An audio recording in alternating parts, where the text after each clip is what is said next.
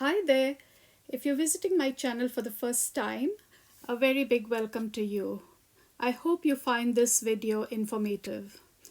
And to those who are visiting my channel again, a big thank you for the views, likes, subscribes, and comments. I'm glad you're here again. I'm using this photo of mine for today's tutorial, and I'll be using pastels to sketch it. If you don't have pastels, not to worry, you can use color pencils or crayons. Anything will be fine. I'm also using my sketchbook, which is bought specially for pastels. You can draw on paper or any sketching pad.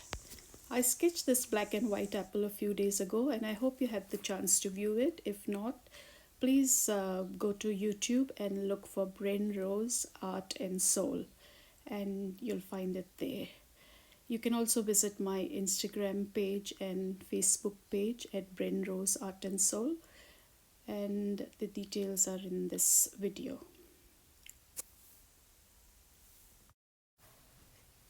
So the reference photo is mine. I took this photo when I visited the Amberry farm in New Zealand. And what I did was I simplified this photo and made it into shapes. That's what I usually do for my drawings. When you look at the photo, it's very hard, but when you simplify the shapes, you find it much more manageable. So now I take the sketchbook that I use for my pastels, and I've taken my soft pastel box. I also use hard pastels for drawings. It gives a very different texture and different feel to the drawing. But in this particular tutorial, I'm using the soft pastels.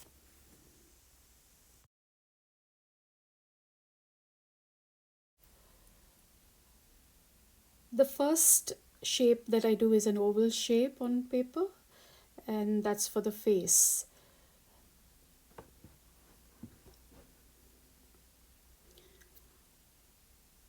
It's easier when I do it in shapes because from there I can then go according to the shape that I want or the shape that I see. But it's much better doing it in oval before, so I keep doing the whole drawing in either circles or ovals or rectangular shapes and then build on from there. I now do another oval for the body and try to do rectangular round shapes for the legs. A quick note here, if you like the video, after seeing it, please hit the like button and subscribe it if you haven't subscribed before. Please put any queries you have in the comments section. I'll be more than happy to answer those questions for you. So now on the left side, I'm putting a list of the pastels that I'll be using.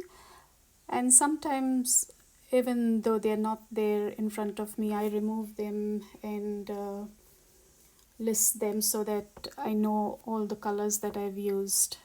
I do it for every drawing, so that's a good way to keep track of what colors you use.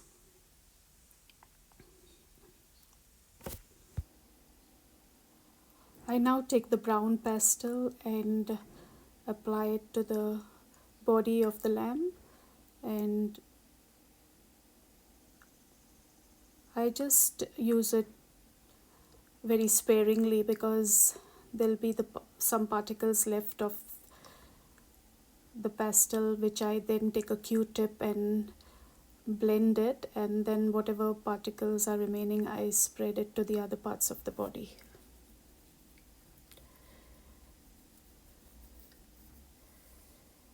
You have to be careful when you're doing pastels because you need a tissue paper just to protect your hand from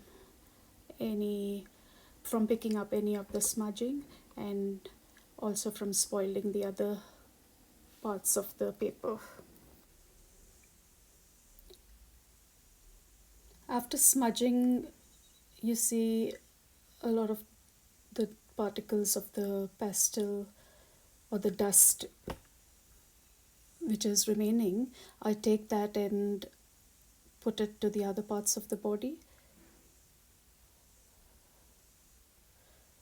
This is a small drawing, but usually when I draw larger drawings on the page, I use a tissue paper or a butter paper to lay my hand upon so that I don't spoil something that I've already laid the pastels upon. So just keep that in mind when you draw bigger drawings.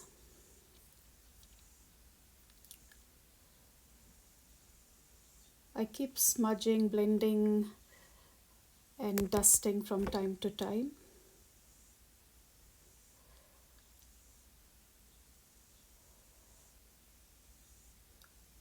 I use a peach pastel now, and I do exactly what I did for the first pastel, the brown pastel that I used.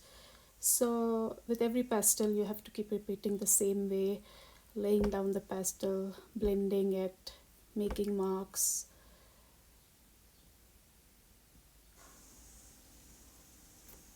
I take the kneadable eraser now to tidy up the bits in between the legs and around the drawing.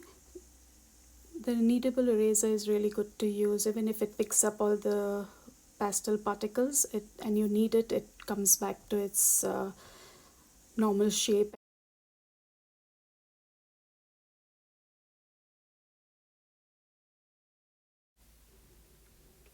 This is the kneadable eraser I use. I knead it again to get it clean, and I pick up whatever dust is there in between. I make marks again and I leave the textures on. I like my drawings to be with textures, but if you want to smudge it, please feel free to do so. It's your drawing and you should be able to do what you want to do. I've taken a black pastel and now try to look at the reference photo and see whichever places have dark color to it. I just add in the dark black pastel and build from there.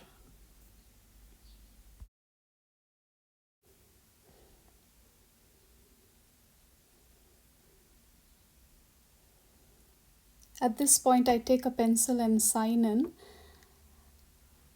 which I do many times, but that's wrong practice because then I go back and see and I'm not happy with my drawing and I do a little bit more and a little bit more every time.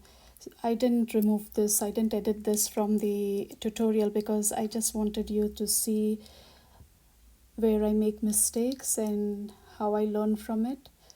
So I may go back the next day and look and think, oh, I could have done this small change. But it's best not to do it. If you want to do something again, start a new drawing. And that way you don't touch what you have already done. You leave it at a space where you can learn from it. So I hope that's useful.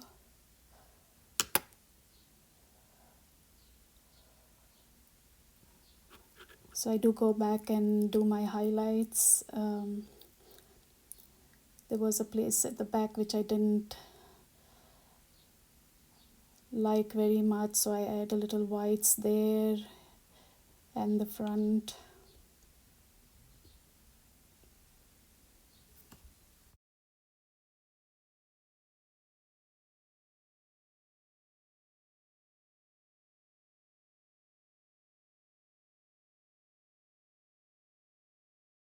I like the marks to be seen. So thank you guys for watching, and this is nearing the end of the tutorial. Please do like and subscribe if you haven't before, and also keep an eye out for the next few videos that I'll be doing on sketching. So this is the final drawing that I've done. Here I would like to say, try to spray it with a fixative so that the pastels don't come onto other pieces of paper, and also put a butter paper in between to protect your drawings, either butter paper or a baking paper.